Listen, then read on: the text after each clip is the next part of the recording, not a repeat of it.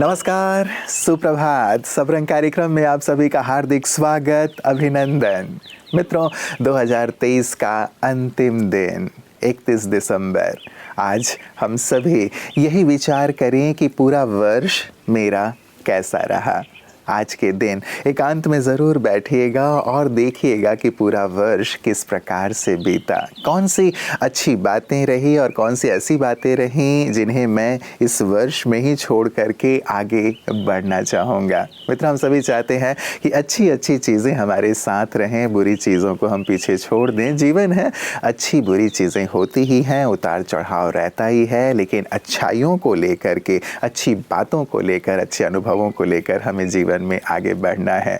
और सबरंग कार्यक्रम में तो प्रतिदिन हम मिलते ही रहे हैं और मिलते ही रहेंगे, और इस कार्यक्रम में हम अच्छी अच्छी सुंदर बातें, प्रेरक बातें आप तक पहुंचाते रहते हैं, और इन बातों ने भी आपके जीवन में रंग ज़रूर भरा होगा, ऐसी हमें पूरी आशा और उम्मीद है। तो आइए मित्रों, अपने इस वर्ष का एक सुंदर अवलोकन करते हुए अच्छी बातों को लेकर आगे बढ़ने के संकल्प के साथ आगे बढ़ते हैं सुवाक्य की ओर। जाते हुए वर्ष के साथ बुरी यादों को भी जाने दें। यदि हम किसी वस्तु को बहुत देर तक अपने हाथों में पकड़कर रखते हैं, तो थोड़ी देर बाद हमारे हाथों में दर्द शुरू हो जाता है। वस्तु को छोड़ देने से हाथ हल्के हो जाते हैं और दर्द की महसूसता चली जाती है। ठीक उसी प्रकार हम अपने जीवन में घटी कई बातों को पकड़कर चल रहे हैं जो हमारे किसी काम की नहीं। आने वाले कल को देखने के बजाय हम बीती बातों को पकड़ कर चलते हैं। तो आइए इस जाते हुए वर्ष के साथ हम अपनी सारी बुरी यादों को भी भूल जाएं और नए साल की प्रवेशता में एक नए उमंग के साथ आगे बढ़े, जिसमें सभी के लिए समानता की भावना हो। मित्रों, पूरे वर्ष हम आपकी सेहत, आपके हाथ की बात करते आए हैं, जिसमें बहुत ही सुंदर सुंदर बातें आप तक हम पहुंचाते आए हैं, और हमारा यही सुंदर संकल्प रहा है कि आप संपूर्ण रूप से स्वस्थ रहें। न केवल आप, लेकिन आपके अपने, आपका परिवार, आपके मित्र संबंधी भी संपूर्ण रूप से स्वस्थ रहें। इसीलिए बहुत छोटी छोटी सी बातें और बड़ी बड़ी बातें भी आप तक पहुँचाते रहे हैं, जो आपकी जानकारी में यदि रहते हैं तो आप संपूर्ण स्वास्थ्य का आनंद ले सकते हैं। इस बात का आप ज़रूर ध्यान रखिएगा मित्रों, अवलोकन कीजिएगा अपना। जैसे मैंने प्रारंभ में ही कहा कि आज अपने आप को देखने का समय है कि कहाँ कहाँ कुछ त्रुटियां रह गईं। तो इस त्रुटि पर भी ज़रूर नज़र डालिएगा कि कौन सी बातें रहीं जिनके कारण मैं अस्वस्थ हुआ या मेरे अपने अस्वस्थ हुए, और उन चीज़ों को हमें अपनी दिनचर्या से, अपनी जीवनचर्या से दूर कर देना है। यही संकल्प आज के दिन लेना है हमें। हो सकता है मेरे खान पान की त्रुटियां, या हो सकता है कि मेरे व्यायाम न करने या अन्य कुछ ऐसी आदतों के कारण, वो धूम्रपान हो सकता है या अन्य आदतें हो सकती हैं जो मेरे स्वास्थ्य को हानि पहुंचाने वाली रहें, उन्हें आज अच्छे संकल्प के साथ, वर्ष के साथ साथ विदाई देने का भी संकल्प ज़रूर कीजिएगा। ये हमारे लिए बहुत ही सुंदर सी बात होगी, और इसे हम सबरंग की सफलता मानेंगे, क्योंकि प्रतिदिन हम आपके सेहत के लिए बहुत चिंतित रहते हैं। शुभ चिंता हमारे मन में रहती है, और यही कारण है कि अच्छी बातें प्रतिदिन लेकर के आते हैं। आइए देखें आज भी आपके लिए कौन सी खास बात है जो आपको संपूर्ण स्वास्थ्य की ओर ले जाने वाली है। ओम शांति। बालों को लेकर के काफ़ी बहनें परेशान भी रहती है। आजकल तो भाई लोग भी बहुत परेशान रहते हैं बालों को लेकर, क्योंकि बालों का झड़ना एक आम समस्या हो गया है। बहुत सारे रीजंस होते हैं, जैसे हेरिडिटरी है, डाइट अगर अच्छी नहीं है, लाइफस्टाइल अच्छा नहीं है, बहुत देर रात तक जगना, ये सब तो है ही। लेकिन अगर आपको ऐसा लगता है सब कुछ अच्छा है, हम स्ट्रेस भी नहीं लेते हैं, मेडिटेशन भी करते हैं, सब कुछ कर रहे हैं, लेकिन फिर भी बाल क्यों झड़ रहे हैं, तो ऐसे में कारण ये भी हो सकता है कि आप जहाँ रहते हैं वहाँ का पानी शायद हार्ड वाटर हो, क्योंकि हार्ड वाटर की वजह से भी हमारे बाल की जो चमक है, हमारे हेयर की क्वालिटी पुअर होने लगती है और हेयर फॉल होने लगता है। जिस दिन आपको बाल धोने हैं उस दिन कोशिश करें कि एक्वागार्ड वाटर से आप अपने हेयर को वॉश करें। अगर आपको लगता है वो एक्वागार्ड वाटर भी लाना पॉसिबल नहीं है बाल धोने के लिए, तो ऐसे में एक छोटा सा हेयर पैक बना ले।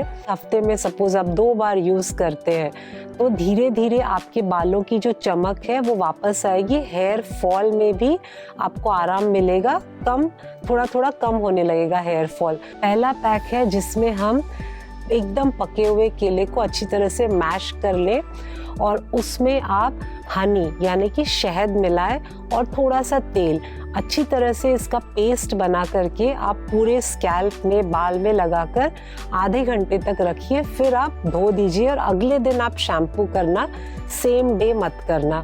दूसरा तरीका है कि तिल का जो तेल होता है उसको हल्का गरम कर लें और कॉटन की मदद से यानी कि रुई की मदद से आप पूरे स्कैल्प में पहले तेल लगाएं, फिर बाल के हर एक स्ट्रैंड में अच्छी तरह से तेल लगा के 10 से 12 मिनट मसाज कर लें।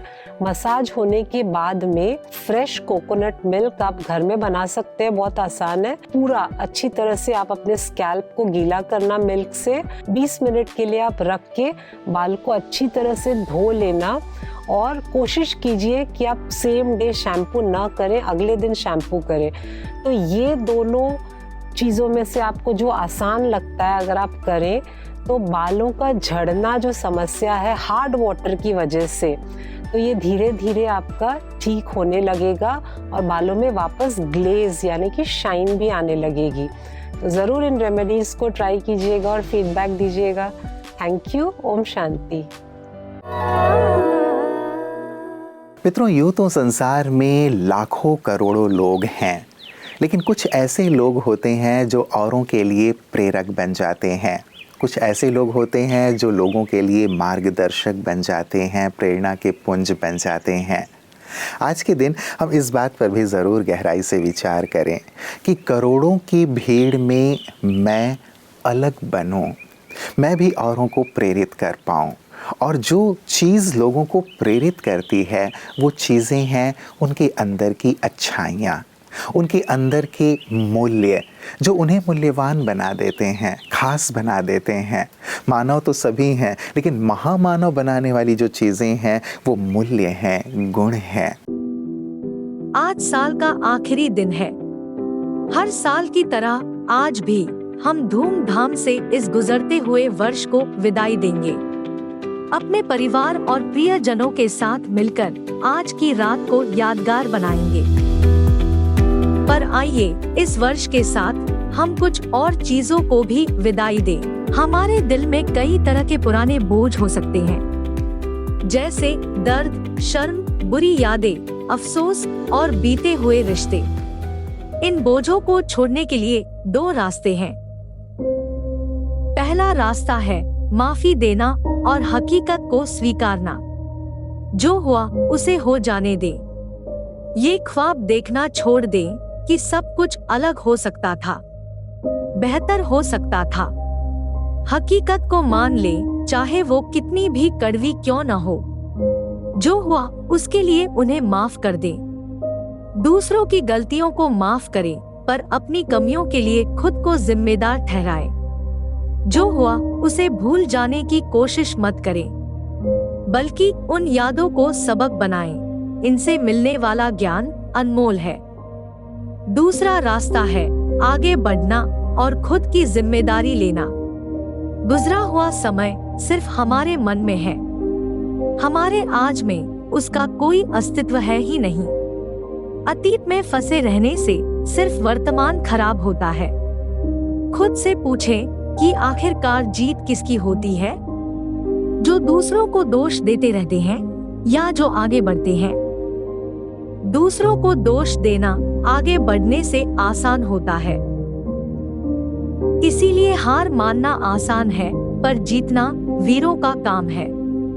जो हुआ उसमें अपनी भूमिका को समझें। क्या उस पल मैंने भी कोई गलती की? अगर हाँ, तो खुद को माफ करें और भविष्य के लिए सुधार लाएं। आइए इस पुराने साल के साथ हम अपने दिल से पुराने बोझों को भी विदाई देकर एक नई शुरुआत करें। आप सभी दर्शकों को नए साल की बहुत बहुत बधाइयाँ।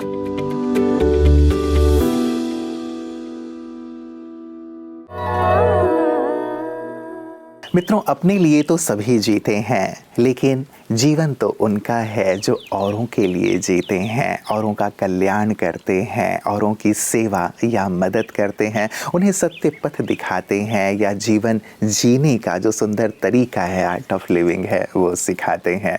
तो मित्रों, हम सब पूरे ही वर्ष पीस न्यूज़ हाइलाइट्स में ब्रह्मा कुमारी की सुंदर सेवाओं को देखते रहे हैं, ब्रह्मा कुमारी बहनों की सेवाओं को देखते रहे हैं कि कैसे वो जन जन तक जाकर निस्वार्थ भाव से सबकी सेवा कर रही हैं। निश्चित रूप से पूरे वर्ष की इन सेवाओं को देखते हुए हम सब ने भी ये प्रेरणा तो अवश्य प्राप्त की ही है कि हम भी औरों के लिए जीना सीखें, हम भी औरों की जितना हो सके मदद करें, औरों को आध्यात्म की ओर चलने में मदद करें, स्वयं भी इस पथ पे कदम बढ़ाएं और औरों को भी इस पथ की ओर अग्रसर होने में मदद करें। तो निश्चित रूप से ये जीवन प्रकाशित होता चलता है जब हम इस प्रकार से आनंद की ओर या आध्यात्म की ओर चलने का संकल्प लेते हैं तो। और सचमुच आप इस पथ पर आगे बढ़े होंगे और औरों को भी आगे बढ़ाया होगा। और वर्ष के अंत में ये संकल्प ज़रूर रखें कि हम नूतन वर्ष जो आने वाला है उसमें और भी इस पथ पर आगे से आगे बढ़ेंगे, क्योंकि यही तो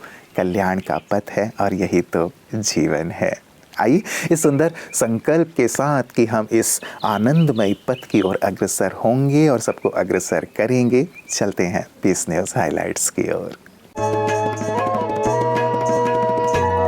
ब्रह्मा कुमारी श्रीमद् भगवत गीता सम्मेलन का आयोजन समय प्रति समय करती रहती है, क्योंकि इसमें छुपे हुए आध्यात्मिक रहस्यों का स्पष्टीकरण जानना बेहद जरूरी है, जो ब्रह्मा कुमारियां बहनें बखूबी रूप से स्पष्ट कर बताती है। ऐसा ही कर्नाटक के गदग में स्थित ब्रह्मा कुमारी सेवा केंद्र पर श्रीमद् भगवत गीता जयंती महोत्सव कार्यक्रम मनाया गया, जिसमें श्री गोविंदा राजा शिरहट्टी जी, प्रोफेसर अनिला वृद्या जी, गणपति गांवकारा जी, रत्न मंजरी, ललिता जी एवं अन्य कई अतिथिगण भी मौजूद थे। दीप प्रज्वलन से कार्यक्रम की शुरुआत की गई। इस मौके पर सेवा केंद्र प्रभारी बी के जयंती बहन ने अध्यक्ष के रूप में सभी को सत्य गीता से अवगत कराया और कहा कि गीता भटकते हुए भक्त के मन को एकेश्वर में केंद्रित करने की शक्ति प्रदान करती है। कार्यक्रम में काफी संख्या में गीता प्रेमियों ने भाग लिया और इस सम्मेलन का भरपूर लाभ उठाया। मित्रों, प्रारंभ में ही मैंने ये बात कही थी कि आज आत्मावलोकन का दिन है, तो आज अपने साथ हम ज़रूर बैठें। सबके साथ तो बैठते ही बैठते हैं, लेकिन आज के दिवस खास अपने साथ बैठें और बैठ कर के देखें कि पूरा वर्ष मेरा कैसा रहा है। और आज विदाई ज़रूर देनी है मित्रों, कुछ पुरानी बातों को, उन पुरानी बातों को जो दुख देने वाले हैं, उन पुरानी स्मृतियों को जो मुझे तकलीफ़ देने वाले हैं।